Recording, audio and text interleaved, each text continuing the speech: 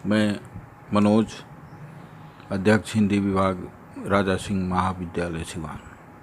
आज के व्याख्यान की अगली कड़ी में स्नातक प्रथम खंड के प्रथम पत्र में प्रस्तावित सूरदास के पद के 8वें भाग पर चर्चा की जाएगी।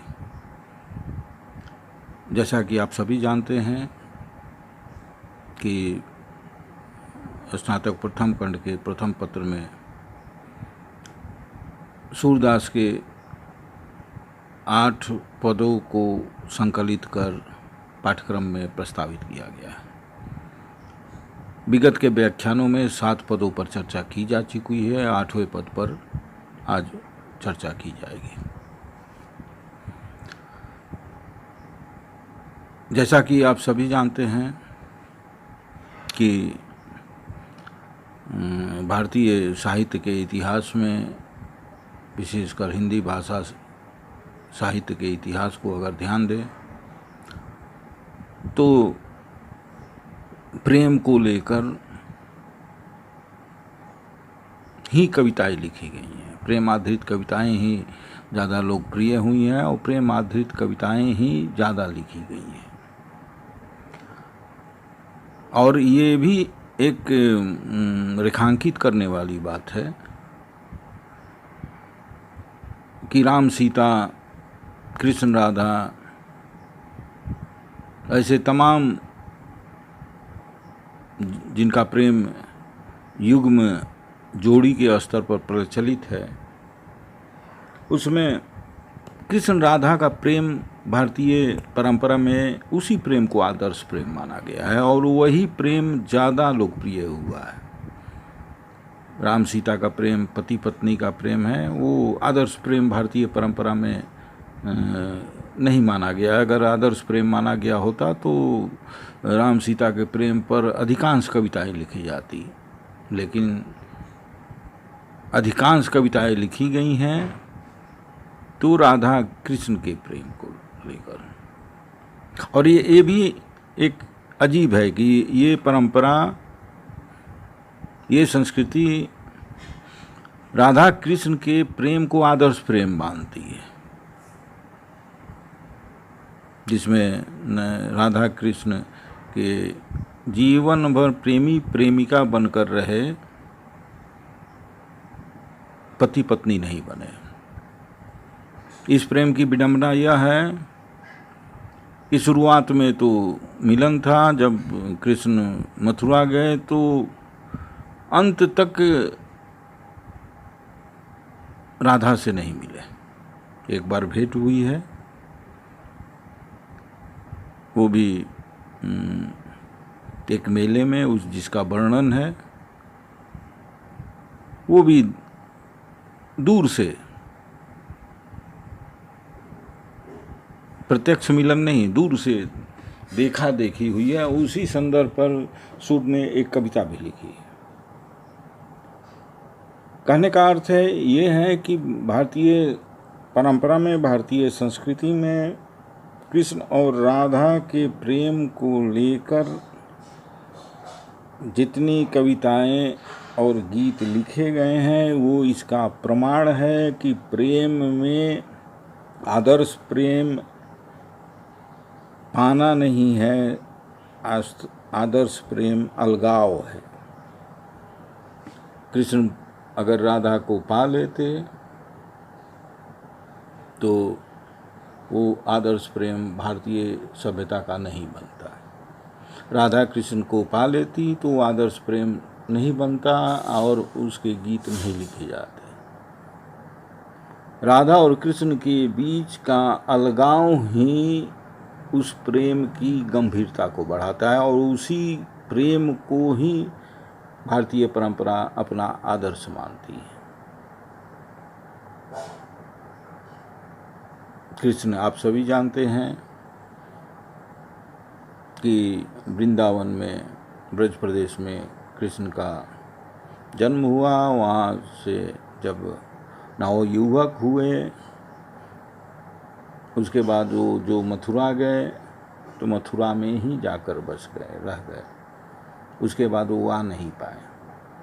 उनकी शादी रुक्मणी से होती है और रुक्मणी के साथ वो एक स्थल पर घूमने जाते हैं। वहाँ उनकी भेंट राधा से होती है और उसी प्रसंग पर सूरदास अपनी इस कविता को लिखते हैं कि राधा माधव भेंट भई,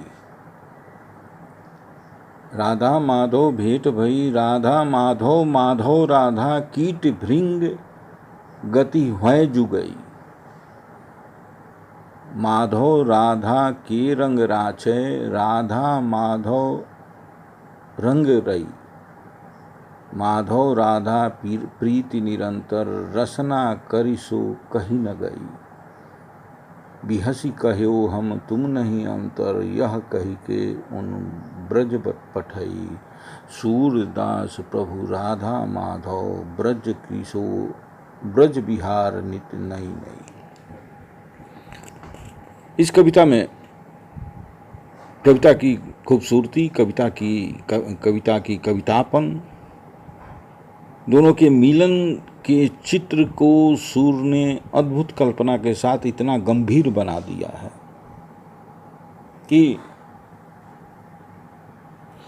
कि कुरुक्षेत्र के मेले में जब कृष्ण से राधा मिलती है,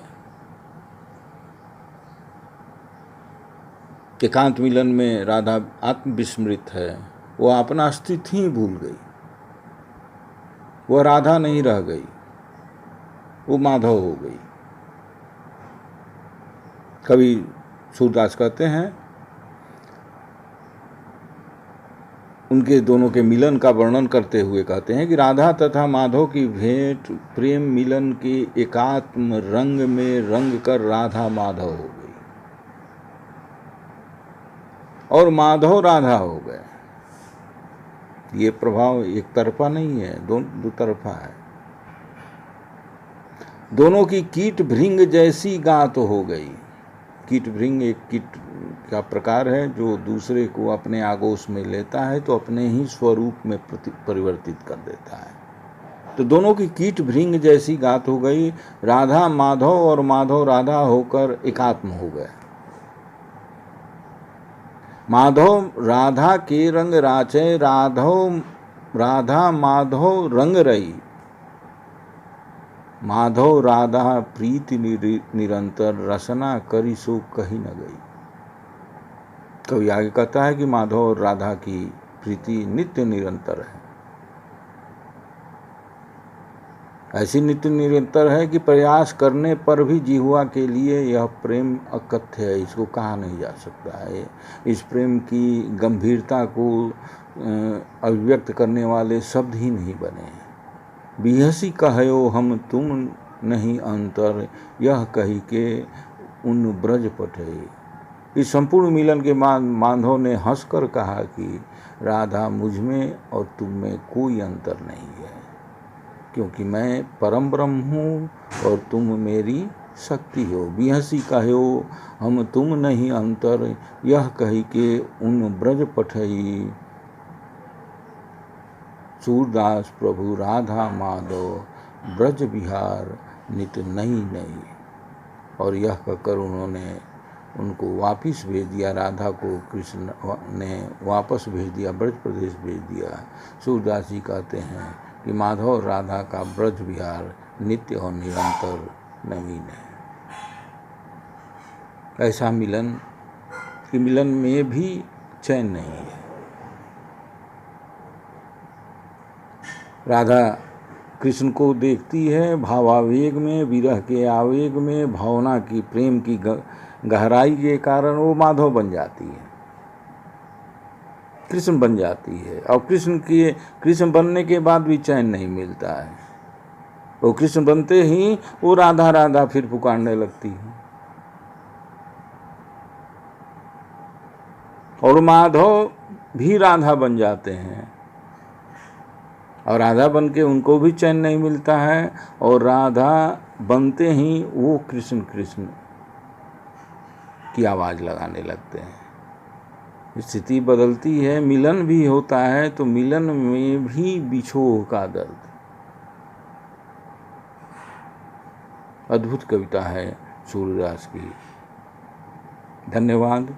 अब अगले पाठ्य में अगली कवि सूरदास की कविता की विशेषताओं पर चर्चा की जाएगी।